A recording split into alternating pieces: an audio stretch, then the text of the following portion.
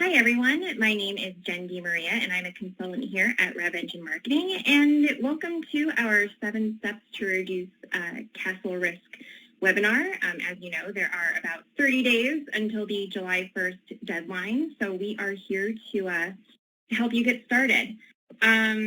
Just right off the bat, a few housekeeping items, nothing too crazy here. The first thing I want to mention is that there is a deeper dive available on our blog. We have 2 posts specifically related to CASL and getting yourselves ready to combat that in the coming weeks. Additionally, there will be a recording available in the next couple days, so be on the lookout for an email from us. And finally, of course, if you have a question, feel free to send them directly to me, Jenn DiMaria, in the chat box, which will be located somewhere in your interface. And we will make sure to get to as many questions as we can toward the end. On today's agenda, we are going to introduce the Canadian anti-spam legislation to you. You are probably, at least relatively familiar with this, but we're going to give you a little bit more of an overview of what it means for you before we dive into the actual 7 steps to reduce your CASL exposure. For example, how to set an email policy, various methods for CASL compliance, etc.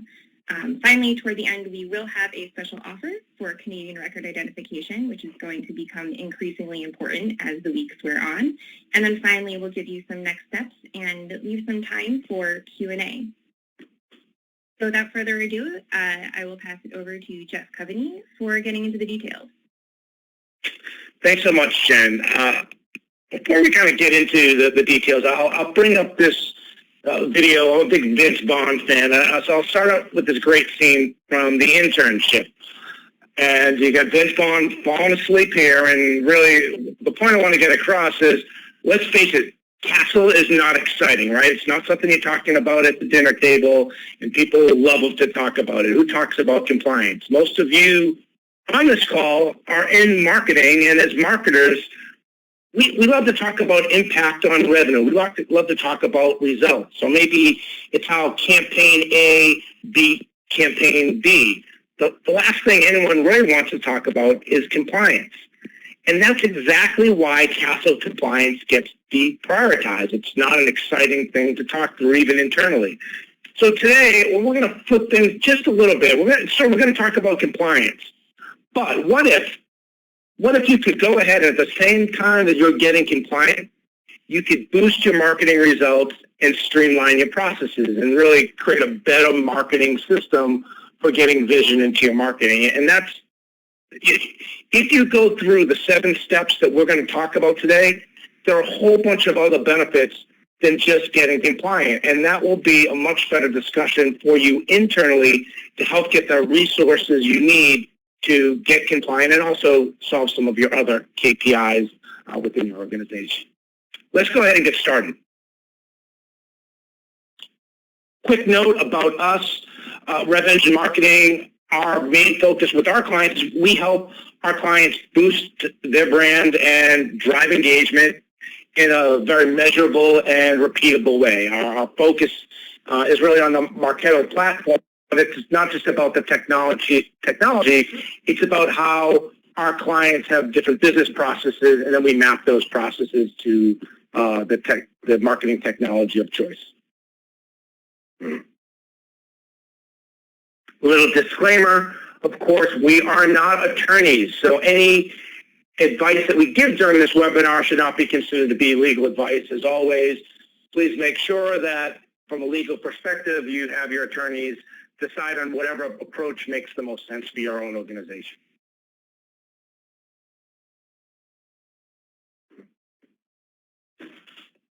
As we talk about CASL, I wanted to kind of show a picture that really highlights the essence of CASL. And we got this man. He is proposing to this beautiful woman on a beach, right? He's kneeling down. He has this ring, and he is proposing. And the point is, she has to say yes, right? He's not forcing her to say yes. She has to say yes and give that consent before they're going to go ahead and move to get married. And that's a lot like what's happening with CASL today. The CASL requires that somebody says yes, the recipient say yes in order to get express consent to go ahead and get for you to send mail. So let's dive into that a little bit deeper.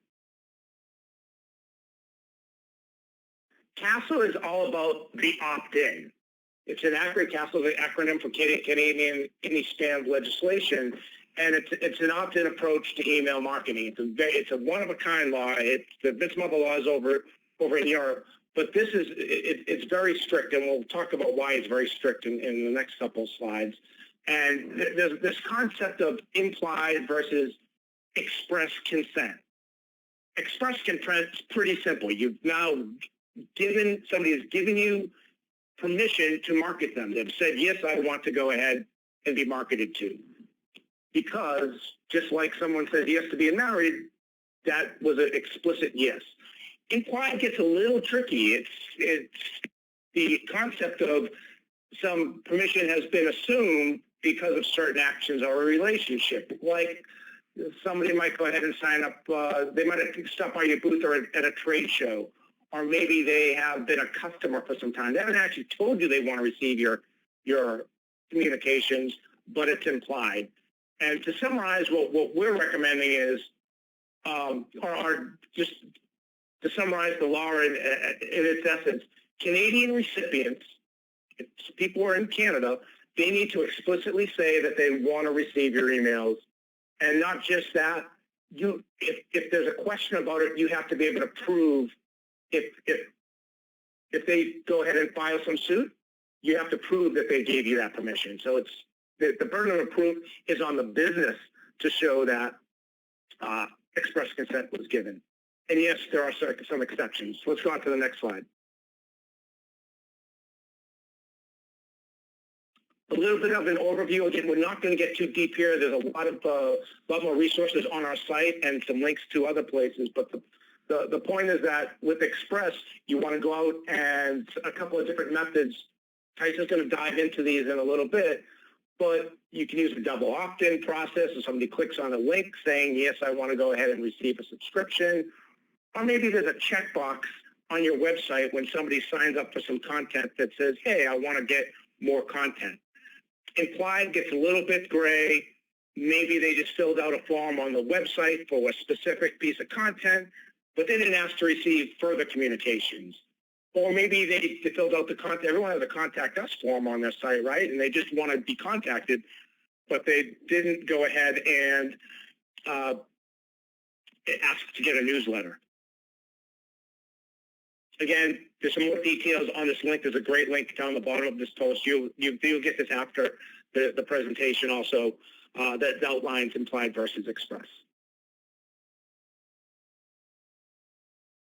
July 1st, it's coming up in 30 days, and why this date is so important is because over the last couple of years, Canada has kind of used this as a transition. There's been a transition period where anyone that's been implied, you could essentially mail those people and try to get them to be express consent. It's part of the process. It's one of the steps we'll cover. The one change is that implied consent, there's now going to be an expiration date to implied consent. If someone has a business inquiry or if they're a customer, there are different rules for different ways that they're implied. But the main message is there's a date that expires if you don't get them to specifically say they want to go ahead and opt in. Message being, let's translate that to what we see with clients and businesses is if you have older people in your database, right, they're sitting in the database and they haven't done anything for a while and you don't have express consent, you really shouldn't be emailing them if you know that they're from Canada after July 1st. It's going to put you out of compliance. The second part, which is as important, if not more important, is individuals can now start to go ahead and file lawsuits. And this is known as a private right of action. And this is a big change, right? Because before, it's been about Canada going ahead and instituting a couple of fines, and we'll talk about that on the next slide. But now individuals can sue for up to $200 per email. You don't think that's a lot, but if you now start to add in some some lawsuits from a class action perspective, that can add up pretty quickly. And that's where we expect to see some of those changes is with the class actions that can start to show up after July 1st. Let's go on to the next slide. We put together this infographic. You're trying to get a picture of everything in one slide. Here's an infographic. It's also on our website. You can even customize this for your own risk assessment. If you're trying to think about who's been fined, what your own risk is, you might want to check this out and, again, plug in some of the numbers. So this is a fictional example of a database with 250 records, which has a mixture of some Canadian records, some people that don't have any country associated with them, maybe even further from Canada. But we're just saying that there are 6,000 records that are Canadian out of 250,000. Again, your numbers might vary. Of those, you've deducted 4,000 of those available because some have unsubscribed or aren't they're bounced. Well, if you have 4,000 mailable Canadian records in your database and you don't have express consent, you're, in a matter of a quarter, if you're doing a mailing a week, you have about a $10 million civil exposure because 4,000 records times $200 times 13 weeks equals roughly $10 million plus the fines. Are you really going to get, is that your true exposure? You're going to have to judge that for yourself. But this slide should help you at least give you a little bit of an understanding of some of what you're up against with CASL. Let's go on to the next slide. Bigger picture. We're talking about Canada today. In another year, we're going to be talking about Europe. In fact, this is already starting to happen today. The General Data Protection Regulation, if you haven't heard about it, you probably hear it, the acronym is GDPR. That goes into effect in the spring of 2018. And the way Europe is today, there's lots of countries, lots of individual laws. The goal of GDPR is to combine all of those rules under one privacy platform. And whatever you're doing today, thinking ahead, you want to be thinking also about how you can get compliant there. But we'll drill into that further down the road. With that, I'm going to hand that over to Tyson Jurgens. He's going to dive deep into the 7 steps on how you can go ahead and reduce your own CASL compliance risk. And again, if you go through these steps, you're not just going to get compliant. You're going to have better mailing practices, better deliverability, and more repeatability in your marketing. Tyson, I'm going to take over from here. Thanks, Jeff. And thanks for that awesome overview of CASL. I know that a lot of folks have a lot of questions. So it's nice to be getting some answers about who can sue, who's liable, et cetera. And for the folks submitting questions, we'll make sure to get to those toward the end of the webinar. So what we've done here is put together 7 concrete steps that you can move through to help minimize your risk as much as possible. Some of you may have gone through 1 or 2 of these steps already, so you might want to skip this. Some might be able to go out of order, but for the most part, if your business follows these 7 steps, you should feel relatively good about your risk of being sued under CASL as being pretty minimal.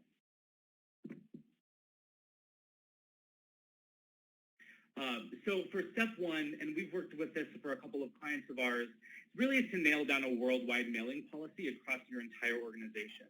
So one of the quirks about CASL is that it's not just the marketing team that might be putting a business at risk.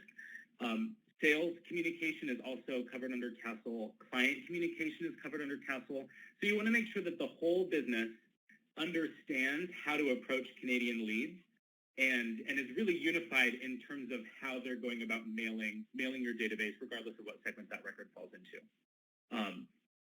We find that a lot of these policies live in folks' heads. This is a great opportunity to get that on paper and to get kind of buy-in from all the different business units at your organization. So to do that, here are a couple of sample questions that we've put together that you might want to ask yourselves, ask your team, even ask other teams at your business to make sure that you're really covering all of the different reasons that you might be messaging your database. You're understanding how leads or how records are getting into your database and how you're treating them once they're there. Again, making sure that everybody that's in charge of communicating to customers and prospects understands how they should move forward once July 1st hits. Alrighty, let's go on to step 2.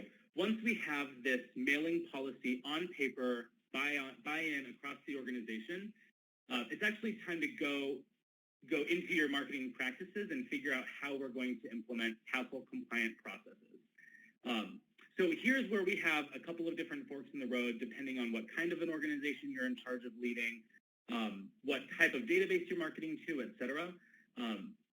Making sure to take into account, though, like I mentioned earlier, all of the different ways that records can get into your database, and making sure that you don't have a kind of a colander effect where leads are trickling out and you don't know about it. We're trying to plug all those holes here. So the 3 options that we're going to walk through in the next couple slides are a universal double opt-in process for international leads, so that if they hit your website and let's say download some content or they're imported from a trade show, you're explicitly asking them via email to confirm that express consent so that you can capture that event. We're going to talk through some of the pros and cons of that. The other option is going to be to add some consent checkboxes on your site, and we'll talk through some of the stipulations there. And the third option that we've seen some businesses pursue is just to not mail Canadian leads if they don't have a very big business presence in Canada. So let's dig into option 1, the double opt-in option for international leads. This is pretty popular mostly for B2C companies that really want to focus on reducing the amount of bounced email addresses that they're mailing to. So when somebody enters your database, you're going to shoot them an email just asking for their permission to continue marketing to them. You'll make sure that the communication is clear about what type of messages they're going to get and clear about how they can opt out. Those are 2 important stipulations in CASL as well. We find that this is the most strict method for asking for express consent, so you may see the number of opt-ins go down, but the quality of leads and especially the deliverability of these email addresses is going to be much higher because you know that email address is live if they've actually clicked that link in the email address. So that's one path if you wanted to be kind of the most strict universally across international leads to make sure that you're compliant with not only CASL but also GDPR, like Jeff mentioned. Option 2, though, takes it down just a little bit in terms of being much more specific to Canada, and that would be adding a checkbox to your online forms to make sure that when somebody is downloading content that they're agreeing to get further communication from you. So here we have a couple examples. Jeff said that we worked primarily with Marketo. Marketo has an option where you can have a field like a checkbox show up if the value of Canada is selected for the country field. That's pretty attractive since a lot of countries have different anti-spam laws in place today. Both of these examples, that checkbox would populate when somebody chooses Canada. One thing we want to make sure though is the language of that checkbox is compliant with CASL. So again, you're going to want to have your legal team review that just to make sure that you are announcing the type of communication they're going to get and allowing them to unsubscribe at any time. Also important, this cannot be pre-checked. That is not CASL compliant. So make sure that is an empty checkbox that somebody actually does confirm into. Option 3 is the most stringent. So we have some folks that we work with that just don't do a lot of business in Canada, that aren't necessarily actively courting Canadian leads and are just going to suppress all Canadian leads from their outbound messaging. That's not to say that inbound leads can't still come in. They'll just need to be handled a little bit differently since that's not part of the larger kind of marketing process. This would be the most stringent, but also, probably the most compliant in terms of our certainty that we're not emailing Canada at all. So again, these 3 options are 3 ways that you could go about ensuring CASL compliance. It's just up to you to pick the one that works best for your business. So when we decide which path is right for us, it's actually time to do some of the heavy lifting and overhaul some systems to support whichever process you guys decide is right for you. Like Jeff mentioned, the burden of proof to prove email consent lies on the business sending the email, not the person getting the email. So it's really important that we have systems built to gather good data and to keep data clean and up to date. So here's 2 examples of one argument that, in court might not be defensible, and another argument that's much more defensible because there's good data underneath that argument. And any marketing automation tool is going to allow you to capture this kind of data on the consent events that happen. Next slide, we can see this is an example in Marketo of how we would go about date stamping that consent event when the express opt-in checkbox becomes true. We're going to specifically get a date and time. Again, the more granular, the more data we can gather about these leads, the better. One other important thing to mention here is that it's really important to start gathering the country, either in a field, whenever anybody fills out a form and enters your database, or we can gather that information through inferred countries with reverse IP address lookups. So again, most marketing automation platforms are going to provide you with that information. Another option, though, and we'll talk about this in another step, is to work on some data enhancement to fill in the holes of your database that might exist today. Alrighty, so we have our CASL procedures, we have our systems built to handle new leads that are coming in. What we want to do, though, now is to take a look at the existing database and make sure that we are covered with a compliance eye for all the folks that exist in our database today. So these are some of the things that you saw on Jeff's kind of CASL risk assessment on an earlier slide. So these are just a series of smart lists that you can create in your system to figure out the records that you know are from Canada based on a country value, the records that you know are not in Canada based on a country value, and then the unknown records that don't have a country value that we need to actually use that inferred IP address to determine if they're Canadian or if they're not. So this is going to let you know kind of how much of your database is potentially at risk of exposure if you aren't CASL compliant. Next slide. Here's an example of an inbound lead where we can actually use the IP address to determine that this lead lives in Ontario, and they should definitely be looped into the CASL folks. Not knowing if somebody is Canadian is probably not a good enough defense if you find yourself in court. So you're definitely going to want to make sure to have as much data as possible and as good and clean data as possible about these Canadian leads. Alrighty. At this point, with our current database, we know who is in Canada. We can infer who is in Canada as well. Chances are high, though, that there are a lot of leads in your database that don't have an IP address because they haven't yet engaged with one of your web properties that's cookied or tracked through your marketing automation platform. In this case, we don't want to take any chances. So if you find yourself with a large group of people that you aren't certain of the country that they're in and you can't find their IP address to be even take a good guess that they're in Canada, we're going to want to pursue some data enrichment to, again, fill in those gaps. So there are a bunch of data providers that can help you discover of the unknown leads in your database, or leads that you're not sure what country they're in, which ones may or may not be in Canada. We estimate that about 2 to 4% of most B2B databases are Canadian leads.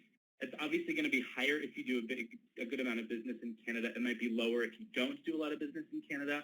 But either way, there are definitely Canadian leads in your database today, whether you know it or not.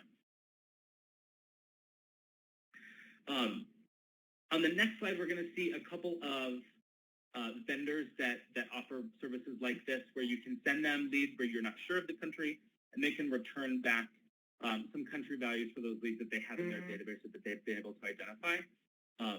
This is also going to help you guys become better marketers because you can segment a little bit more sophisticated, in a more sophisticated way, and potentially even start with localization if your business hasn't quite got to that point yet.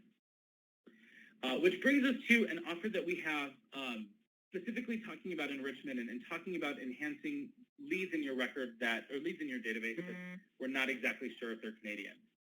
We've partnered with one of those data vendors called Oceanus, so that new and existing RevEngine Marketing clients can actually send their unknown leads and try to get some country matching for those unknown leads and get those Canadian leads appended. So with this, obviously the Canadian leads would be free of charge. Any other data appending or data enrichment would incur a fee, like normally. But this does come with the free Oceanus Cloud Portal membership, so that you can leverage their services as well. If you're interested and you're a new or existing RevEngine client, just let us know and we can pursue that CASL assessment pretty quickly.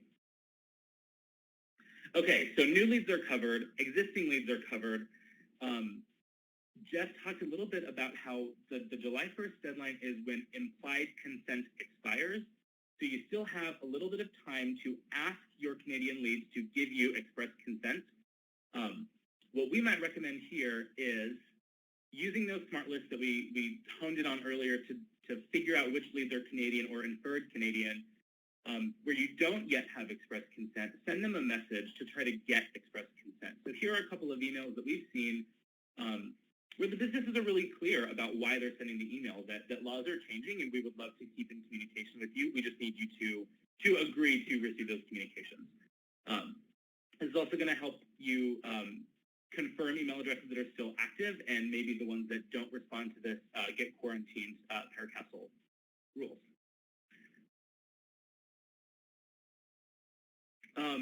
For the advanced marketer, there are a couple of other ways that you can go about getting express consent from your existing Canadian leads. I know Marketo has some custom Facebook audience tools that you can try to serve some social ads or some social posts specifically to leads where you want them to opt into messaging. Or you're directing them to content where they have that dynamic checkbox where they can consent to getting marketing. So if they're not express consent as of July 1st, all is not lost. We can still earn that consent through a variety of means. Alrighty. Step 7, and we talked about this a little bit earlier, CASL compliance doesn't just live within the marketing department. Everyone at the business that is responsible for communicating to customers, communicating to prospects, needs to be aware of what CASL says and how the business agrees to go about complying with CASL. So once we have all of these mailing policies and systems built in your marketing automation platform, it's really important to train your head of sales, your head of client services, your customer support teams about all of the ways that they should be adhering to CASL compliance in marketing or in communicating with records in your database. The goal here is to make this as dummy-proof as possible and help do some of the work that keeps the decision-making and the deciding out of their hands so that it's really easy for them to follow those business processes.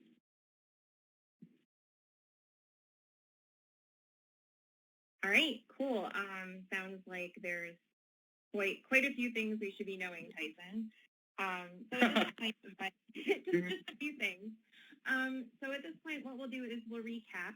But if you haven't already, now is the time to ask any questions that you may not have asked already. I know we're getting a ton in here, so we're gonna do our best to address as many as we can. In the meantime, the overview of these 7 steps is: number 1, establish a worldwide mailing strategy.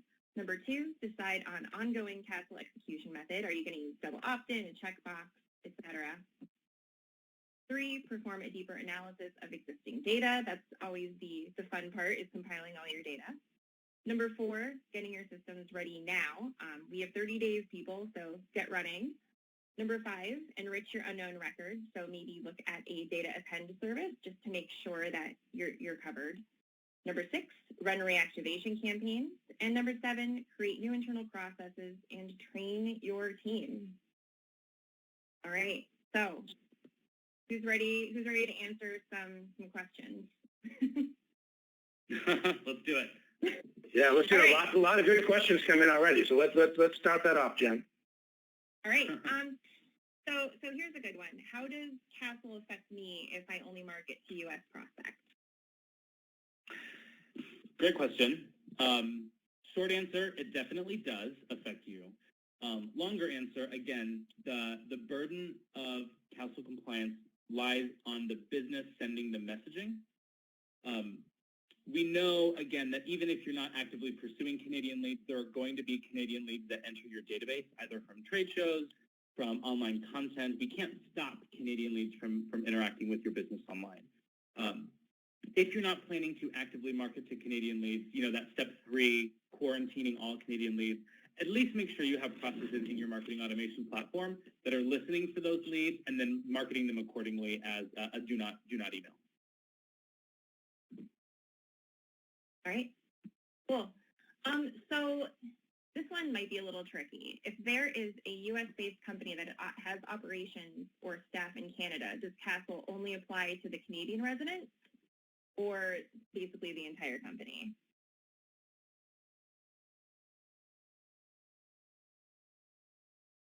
Jeff, do you want to take that one? Yeah, I'll take that. I was just repeat that again, Jen. If there's a U.S.-based company that has operations or staff in Canada, does CASL only apply to the Canadian residents? It's a great question. I guess that was really going to be up to your. We've looked through CASL for some of these specifics. What we recommend is at least getting the data to see where somebody lives and then where somebody's company is located, and then you can make that business decision on the risk. If somebody works in Canada and lives in the U.S. or vice versa, how do you want to handle that? And that's some of what we're doing with the append, with the Oceanos append, is you actually get those two levels of detail where you can actually match to see which is which. Now, what you do with that data, again, work that with your Canadian team. I think it's a really great area. I'd probably recommend don't mail either. Yeah, I would agree. How about if you guys kind of addressed this already, but just so it's clear, what happens if someone comes into the database and they don't tell us they're Canadian and Marketo implied country is blank too? You're still on the hook for that, right? Yeah, I mean, that's, it depends on the level of risk that you're willing to take. I mean, if you don't know that that person isn't in Canada, then that becomes a potential exposure to non-compliance. I would recommend kind of ramping up your rigidity in those processes and saying, if we don't know that this person, that we're allowed to mail this person, we really shouldn't be. But again, that's up to you and your business and how you're interacting with your database, really. Yeah, this is another thing to add into that. If you have no processes in place for CASL and that happens, that's one situation. If you have lots of processes in place for CASL, everything we've talked through, and somebody slips through, just think about if you have to make a decision on that. If you're on the other side trying to make a decision on that from the Canadian government or from a lawsuit perspective, you can't always get everything. So it's a little bit about the risk, but it's also making sure that you do everything possible to be as compliant as you can. And we mentioned, data append services too. That would be a great instance where a webhook might make sense to, at the moment of that lead entering your database, try to append it as best you can. Again, making a good faith effort to try to get all that data. Okay. All right, cool. How does this work with operational emails about product updates and stuff like that that's kind of necessary for successful product use? It comes down to in the rules there's the concept of the implied consent, and there are exceptions. And one of those exceptions is if somebody is a customer. If they're a customer, from the time they become a customer until they end being a customer, there's a 2-year period to be able to market to those people or send them communications. Now, if you have a product that you sell it once and then you're providing some communications 4 or 5 years down the road, that is I really don't think the law addresses that. I mean, you should be getting express consent, but that law is not really written for that particular use case. And best case is just get express consent. When in doubt, get express consent so you can move beyond that 2-year period. Okay. What about Marketo Sales Insight? Does this auditor marketing suspended equals true? Or I know one of my questions is, does this even need to follow those rules? So here's where those conversations with your different business units become really important, and with your legal team. So there is language in CASL that we probably won't get into too deeply today that, like Jeff mentioned, explains what's allowed and what's not allowed for different types of implied consent. Oh my goodness, my thought just escaped me. That applies to referrals that are coming to sales from other businesses, et cetera. So you'll definitely want to kind of comb through the law with your legal team and maybe even a representative from sales and see if they are communicating with prospects in a way that CASL wouldn't allow for. But like Jeff mentioned, there are different exceptions that might fall under. And it's common sense too. If you go ahead and grab 5,000 names from a list and the sales rep brings that in and then tries sending out 500 emails a day to that list, That's a little bit different than somebody sending out one email, which you could say that there's a business relationship. Somebody lives, there's some part of the law that talks about if somebody is in your industry, you can send them a one-to-one message, which allows, as long as it's relevant. Like if somebody is selling hats and you send an email to them about hats, well, that's acceptable because they're part of that industry. However, if you try to sell them, something about making doorbells, right, like it has no relevancy to them, then that wouldn't be compliant. Again, it gets very tricky with implied, so we always recommend try to get express consent. Right, makes sense. So does this only apply to emails or website personalization stuff as well? You know, can you use a leads activity for retargeting? You kind of touched on that a little bit, but what else is there that we need to be aware of in terms of what we can use that information for?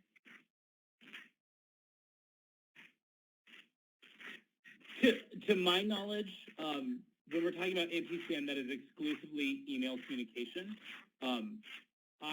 I'm not an expert on Facebook's terms of service and privacy policy or LinkedIn's terms of service. I'm guessing that there is language in there that accounts for consent to receive advertising on those platforms. Again, if there's an outstanding concern there, that might be something worth checking in your legal team, checking in with your legal team to make sure that you're acting in good faith. But specifically with social retargeting, I wouldn't be that concerned, or Google Ads, et cetera. Because using those platforms, I'm sure has a terms of service that has some sort of language in there about that. But again, I'm not a lawyer. That's just my initial thought. Disclaimer. All right. Yeah, that would make sense though. What about like calling people or sending snail mail? So if you have other information about these leads in your database, does it only apply to sending them email, or is it everything? Our focus has really been on the email side. I think we need to look into those other.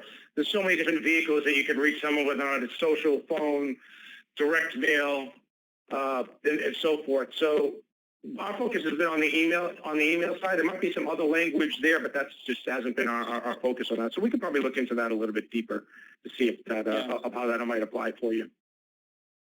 Yeah, and I thought about that, and that's that there are different agencies that control telephone and postal mail and things like that. I'm guessing that there are laws in other agencies that might be outside of CASL that apply to different types of communication.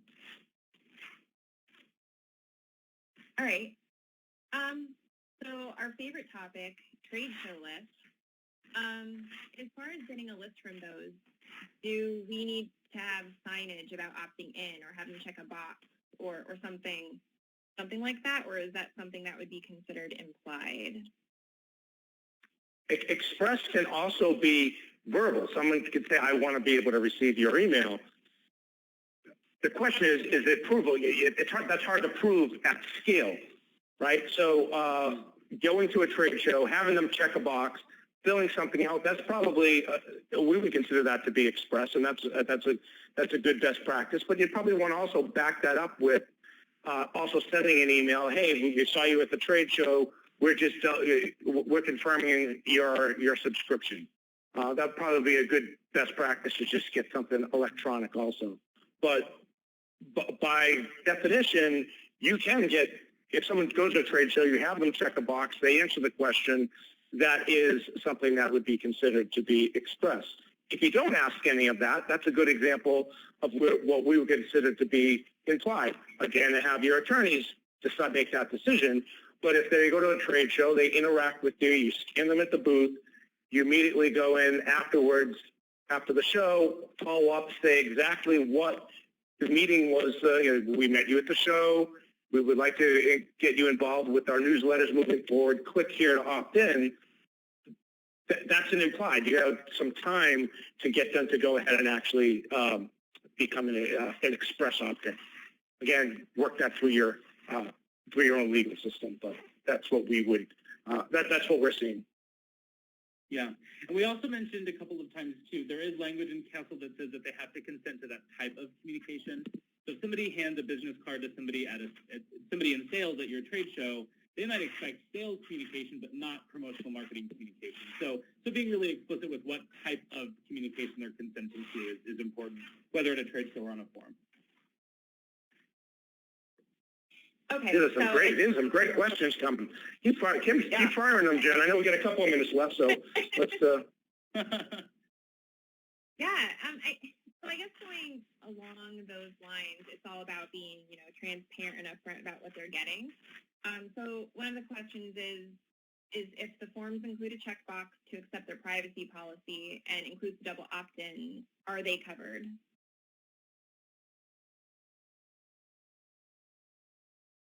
If they're doing both, is that the question, Jen? Yeah. Or does there need to be like some additional language around that? Do you need to be more explicit about the type of communications that they'll receive? That type of stuff. It's got to be clear. Yeah. There's language in CASL that says it has to be clear, it has to be unambiguous, it has to be an overt action. So if that language is buried in your privacy policy somewhere, I don't know if that would be defensible. You want to have your legal team look at that, obviously, but that doesn't pass my sniff test, I don't think, unless you're being explicitly clear on the front page of the form what it is that they're consenting to. And it's not, to Tyson's point about being clear, it's actually kind of an easy win if it's just the language, right? I mean, it's just coming up with some language. And we have some examples on our blog page, and we've actually retrofitted that from what's actually on the CASL site, what they've recommended. Heck, why make up your own language when the examples that are given off the CASL site actually have the language on it? Just copy what's already existing from there because that's the example. And it's language about having what they're subscribing to, getting newsletters, updates, promotions, saying that you can unsubscribe at any time, and having a link to the privacy policy. That's pretty easy to put into language. Just that's the easiest part of everything is actually coming up with that language. It's making sure that that's on all of your pages and you're actually mailing to that policy, which is the bigger challenge. Yeah. Okay. All right. So theoretically, let's pretend you have a customer and your sales reps are guessing at what their email address is just based on, what they've seen at other people in the company or that type of thing. What is the legality then of sending it to them? I guess whether or not they're in Canada, that might get a little tricky. Yeah, there's language in the law about whether that email address is conspicuously published. So is that something that's on websites? Is that email address something that is easy for anybody to get? And that dictates, how many and how often a personal communication could go. So sales can introduce themselves. Again, is that one email? Is that 30 emails? You'd want to set some processes around how they go about adding leads to their database and how they go about messaging them and adding some constraints or some good faith effort to not be spammy. and document it, right? Like the first step in this whole thing we talked about is creating a mailing policy. The first thing that someone's going to do, if there's a suit brought against you or there's a fine, they're going to ask about the specific examples, but they're going to ask, what policies do you have in place? So rather than, Tyson just answered this, I answered another question, rather than ad hoc doing that, answer them all and put them in a mailing policy. And that's what you have your business. That's the Bible for how you market in your business. And that's why it's not just about CASL compliance. It's about how do you make your overall marketing better and communicate more effectively with your audience. Okay.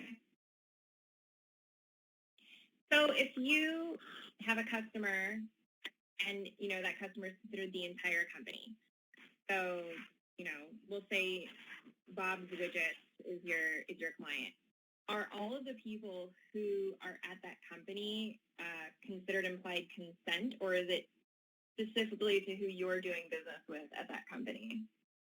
there is some really, there's some language in CASL about that. I forget exact. I can't tell you the specifics of what to do and what not to do, but CASL does address that, and it has some specifics around who's giving the consent. Are they authorized to give consent for other people? In reading through it several times, it was confusing enough that we wanted to not address that until we had that specific situation. So, right. It is addressed, but again, it's confusing. Only a little bit. Only a little bit. Well, in CASL, I mean, one of the things that's happening on July 1st is that CASL is allowing, class action suits, but also just individuals to bring suits against other individuals or companies. So it does kind of broaden the scope of what types of lawsuits can be provided for or can be brought. That hasn't happened yet, so we're not exactly sure what that landscape exactly looks like. Right.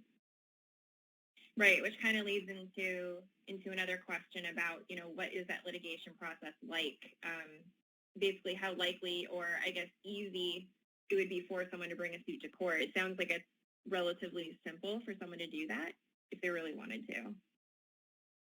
Yeah, I'll comment on that a little bit, Jen. I spent a little bit of time this week really trying to research who's been trying to file suits and who hasn't. And I haven't really been able to find it's not really public. And certainly there are some fines that have happened from Canada, but the individual lawsuits haven't materialized. I was looking to see if there may have been any type of attorneys that may be collecting proof to start to get ready for a class action suit. And I haven't seen any yet. That's not to say that that's not happening. It would be kind of costly for an individual to bring suit because the damages are up to $200, and that's kind of a costly suit to try to bring. And also, there's some language that if you bring a suit and there's not anything behind it, you're just kind of bringing suit, that you can be liable for fees too. So it really lends itself more to a class action than individuals. But again, we'll see what that landscape looks like in another month or so. Yeah, it could become drastically different just in 30 to 60 days.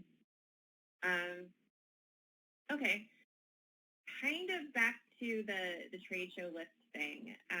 If you've acquired a pre and a post show list from something, is there anything that you need to obtain from those people that you can use to confirm that you got this list through a third party? Does that type of information cover you?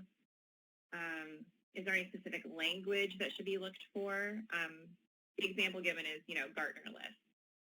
Mm-hmm. In my days back in Demand Gen, we would have that conversation with those trade show sponsors, or with the hosts of the shows, and determining what level of sponsorship we had and whether those email addresses were opt-in or not. Again, you'll probably want to review with your legal team. That might even be a show-by-show basis. And that there might be language in that agreement that says you can only send the messaging about the show, but not about other things. So you'll just need to review that language really carefully for each of your shows. Right. And you are trusting a third party. We have a client that they're just not doing that anymore. They're not running those types of promotions in Canada because it's not worth the risk of trying to leverage a third party provider that you're running a white paper through, or there's an event and there's select number of Canadian leads, and now they have to go get, is it express, is it implied, where does that fit? There's another process you need to create for it. For all that, they're just not doing it. So that's kind of a modified option of don't mail Canada at all. That's a modified don't do certain types of marketing in Canada. Again, it's whatever you want to decide on for your own risk. Right. Jen, I saw a question earlier. I wanted to throw that out to the group. I'm not sure if you were going to get to it or not, but it was about we talked about the methods about the check boxes and the methods about double opt-in, and there was a question about, well, what if, and this is how most businesses do it today, what if I have a piece of content and I don't have a checkbox, and I just want to go ahead and they just fill in their email address to get that content. and there's legalese down the bottom. So basically think like it's everything in the form except the checkbox, and the legalese says, oh, I want to go ahead and get the newsletter. Is that considered to be CASL compliant? Right. And well, all the language that we have seen around CASL, first off, I think if I was writing this law, I would consider that to be consent. If that language was there and you put in your email address and you did something, you actively did something to get the content and get the newsletter. But I didn't write the law. The law talks about, and the examples that they give talk about using a checkbox that's unchecked to confirm that you want to become a member. The example that they gave around this, where that would be acceptable just to give an email address, is if it's the specific offer that you're going to be sending them. For example, if somebody's signing up just for, if the offer is the newsletter, and you put your email address in to get the newsletter, then that would be considered express consent. But there's no examples that talk about offering multiple things like, oh, here's the white paper and here's a newsletter all in one place. Mm-hmm. I don't know, any thoughts on that, Tyson? Yeah, again, with being specific about the type of messaging, yeah, if I'm going to a jeans website and I'm signing up for their weekly newsletter about jeans, just submitting my email address is consent that I want to get it because, like you said, that's baked into the offer. If I'm downloading an ebook about jeans, I don't expect to also get, weekly promotional emails about jeans.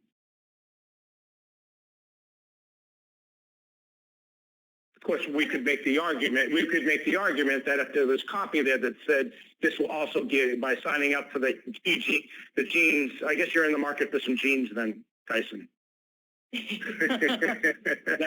if you sign up for the jeans ebook and you want to get the newsletter and that's all set in one place, to me that should be expressed, but that's not what the law says.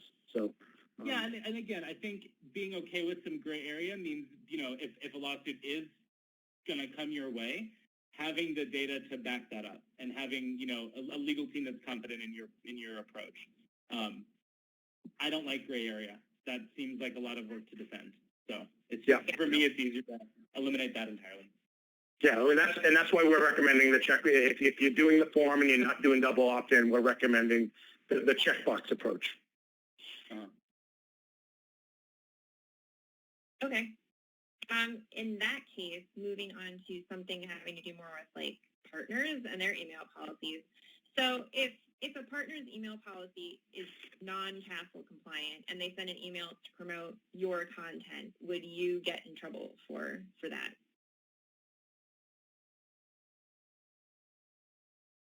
I guess something similar to, like renting. That's a good one, huh? Yeah. Yeah. I mean, I guess that is however clever the lawyer is that's bringing the lawsuit is. That's.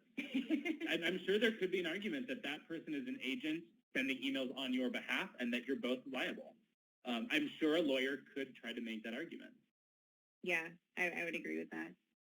Yeah. Again, with gray area, I would want to make sure that agreement is rock solid. Yeah. Okay, and just for clarification, does the 2-year period of implied consent for a sale begin on July 1st, or is that retroactive? It's retroactive. It's retroactive. So if somebody did something 2 weeks ago, it's 2 weeks from that date. It just said now. So that being said, do you know when that activity happened, right? So now your systems have to be able to support when those things happen. But that's probably one of the biggest challenges we're having with our clients right now is defining when that implied date is. And that's, when you're doing all these different things, when is it implied? And that's a little bit of a challenge trying to backfill that data. But yeah, it's not that it starts July 1st, it's when the implied activity occurred. Yeah.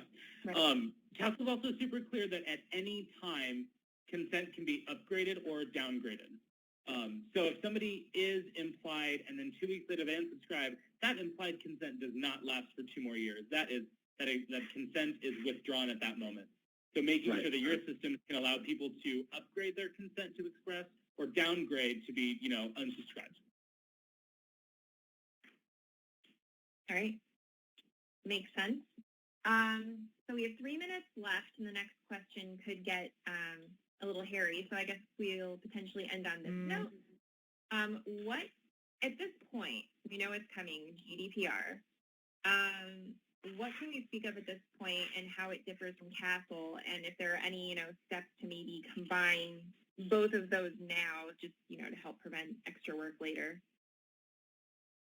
Great. Well, we know there's some double opt-in stuff that exists with Germany, and from what we're seeing with this new regulation, that it looks like it's probably, and again, it's not finalized, but it looks like it's going to be more of the checkbox approach that exists with Canada, and there's some other language that exists, and we recommend lowest common denominator, right? So to the ease of implementation, ease of ongoing administration.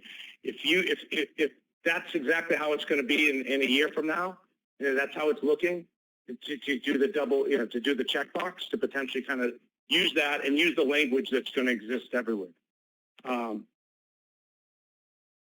Any thoughts there, Tyson? Yeah, I mean, to date, we haven't seen any country lower their spam laws and make them more relaxed. So I think as marketers, we need to get used to countries or unions like the EU becoming, a little bit more strict about spam laws. So I would say err on the side of strictness and plan for, whatever you're doing for CASL now to be expanded next year for sure, if not more. Yeah, or if not now, right? So if you're doing, if you decide that you want to go ahead and do the checkbox and maybe start with that over for European countries, just use that same process, for those European countries. It might not be exact, but you'll be better off doing that than starting from scratch when you have to get to that next regulation. Mm-hmm. All right. That makes sense. So, at this point, we are at the end of the hour. If there are any questions, remaining, we can try to get to those at a later time. Otherwise, you'll be getting an email from us in a little bit here with a little recap of what we chatted about today, with links to the relevant blog posts that should hopefully help you guys out a little bit moving forward. And we will be in touch with a recording within the next few days, so keep an eye out for that. Thanks, guys, for all of your information, and thanks to everyone else for attending. Yeah, thanks, everyone, for attending. Fantastic questions today, everybody. Thank you. Have a great day.